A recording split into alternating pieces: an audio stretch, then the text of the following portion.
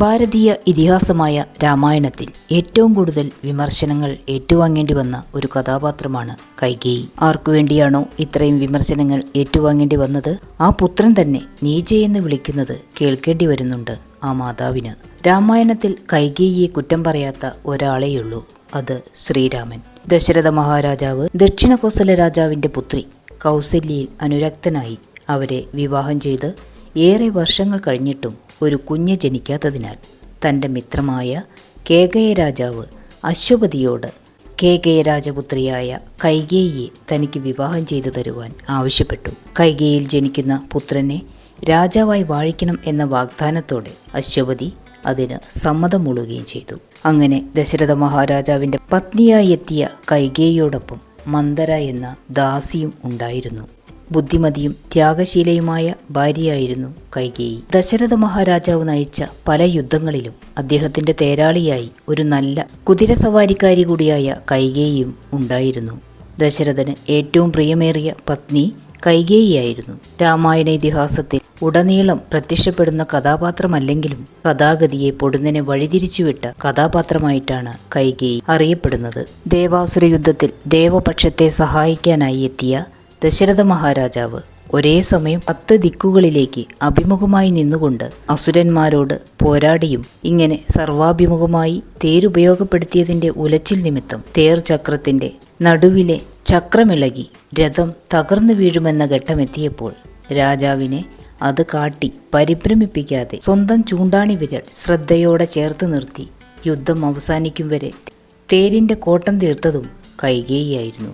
കൈവിരൽ ചതഞ്ഞ് രക്തമൊഴുകുമ്പോഴും വേദന കടിച്ചമർത്തിക്കൊണ്ട് തളരാതെ നിലകൊണ്ടെന്ന് മാത്രമല്ല, അതുവഴി ധർമ്മപക്ഷത്തിന് വിജയം സിദ്ധിക്കുവാനും സ്വന്തം ജീവൻ പണയം വെച്ച് ഭർത്താവിൻ്റെ ജീവൻ രക്ഷിക്കുവാനും രാജ്യസുരക്ഷ ഉറപ്പുവരുത്തുവാനും കൈകേയിക്ക് സാധിച്ചു. സദ്ഗുണങ്ങളുടെ വിളനിലമായിരുന്നു കൈകേയി എന്ന് വ്യക്തമാക്കുന്ന കഥാസന്ദർഭമാണ് ദേവാസുര യുദ്ധവേളയിലെ അവരുടെ സാന്നിധ്യവും ഇടപെടലുകളും.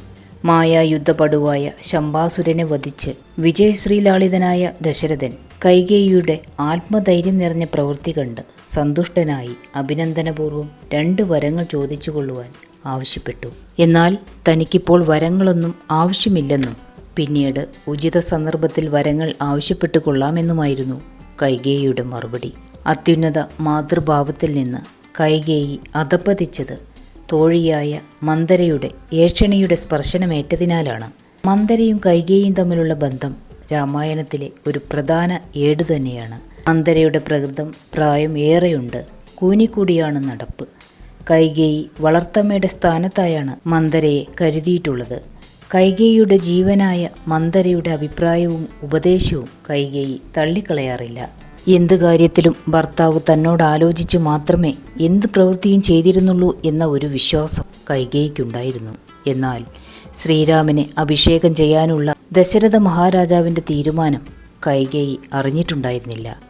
വളരെ പ്രധാനപ്പെട്ട രാജാഭിഷേകം മാത്രം രാജാവ് മറച്ചുവെച്ചത് എന്തുകൊണ്ടാണെന്ന ചോദ്യം അവളുടെ ഉള്ളിൽ അഗ്നിജ്വാലകളായി ആളിക്കത്തി. ആ തീജ്വാല പുറത്തേക്ക് ആളിപ്പടർത്താൻ മന്ദര മുന്നിൽ തന്നെ ഉണ്ടായിരുന്നു. രാമനെ യുവരാജാവാക്കുന്ന തീരുമാനത്തിൽ ദശരഥ മഹാരാജാവിൻ്റെ മറ്റു ഭാര്യമാരായ കൗസല്യയും സുമിത്രയും അതീവ സന്തോഷത്തിലാണെന്ന വിവരം മന്ദര കൈകേയിയെ അറിയിച്ചു. തന്നോട് ആലോചിക്കാതെ എടുത്ത തീരുമാനമായതുകൊണ്ടുള്ള വിദ്വേഷം മാത്രമായിരിക്കാം ഒരുപക്ഷെ കൈകേയിക്കുണ്ടായിരുന്നത്. അതുകൊണ്ടുതന്നെ രാമൻ തനിക്ക് പ്രിയങ്കരനാണെന്നും രാജാവാകാൻ രാമൻ യോഗ്യനാണെന്നും സന്തോഷത്തോടെ കൈകേയി മറുപടി നൽകി. എന്നാൽ ഇത് കേട്ട് മന്ദര പൊട്ടിത്തെറിച്ചു. നീ എന്തറിഞ്ഞാണ് സന്തോഷിക്കുന്നതെന്നും? രാമൻ രാജാവായാൽ അടുത്ത അവകാശി തീർച്ചയായും ലക്ഷ്മണൻ. അപ്പോൾ അവരുടെ അമ്മമാരായ കൗസല്യയ്ക്കും സുമിത്രയ്ക്കും മഹാരാജ്ഞിമാരായി വാഴാം. ദശരഥന്റെ പ്രിയപ്പെട്ടവളെന്ന് അവകാശപ്പെടുന്ന നീ വെറും ദാസിയായി കഴിയേണ്ടി വരും. നിന്റെ മകനായ ഭരതൻ ദാസനെ പോലെയും. ഇത്രയും കേട്ടപ്പോഴാണ് കൈകേയിക്ക് കാര്യബോധമുണ്ടായത്. ഇനി എന്താണ് ചെയ്യുക? ആ ചോദ്യത്തിനുള്ള മറുപടിയും സൂത്രവിദ്യയും മന്ദര തന്നെ നൽകി.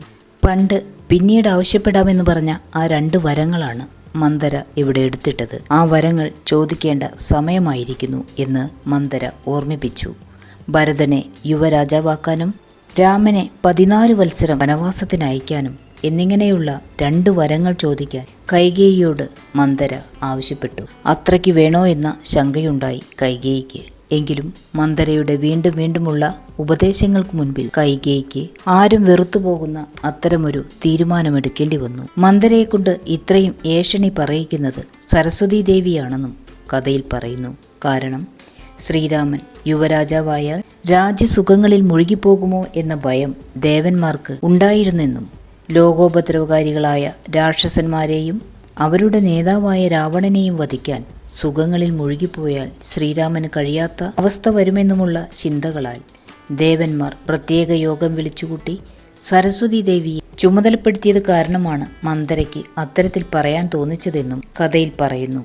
ദേവന്മാരുടെ സ്വാർത്ഥതയോ ലോകരക്ഷയ്ക്ക് വേണ്ടിയുള്ള തീവ്രമായ ആഗ്രഹമോ എന്തുതന്നെയായാലും മനുഷ്യനായി പിറന്ന ഭഗവാന് ലോകത്തിന് മുഴുവൻ മാതൃകയാവാൻ കഴിഞ്ഞു. എന്നാൽ കൈകേയി ആവശ്യപ്പെട്ട വരങ്ങൾ കാരണം രാമായണത്തിലെ ഒരു ദുരന്ത കഥാപാത്രമായി അവർ മാറി. മകനായ ഭരതനിൽ നിന്ന് തന്നെ വിപരീത പ്രതികരണമുണ്ടാകുമെന്ന് കൈകേയി സ്വപ്നത്തിൽ പോലും കരുതിയില്ല. സിംഹത്തെപ്പോലെ ഗർജിച്ചും പാമ്പിനെപ്പോലെ ചീറ്റിയും ഭരതൻ കയർത്ത് സംസാരിച്ചതോടെ കൈകേയി പൂർണ്ണമായും ഒറ്റപ്പെട്ടുപോയി. പ്രശംസകളും നല്ല വാക്കുകളും മാത്രം കേട്ട് ശീലിച്ച അവരുടെ കാതുകളിലേക്ക് രാജകൊട്ടാരത്തിലുള്ള സകലരും രാജ്യനിവാസികൾ ഒന്നടങ്കവും ശാപവചനങ്ങൾ ചൊരിഞ്ഞു.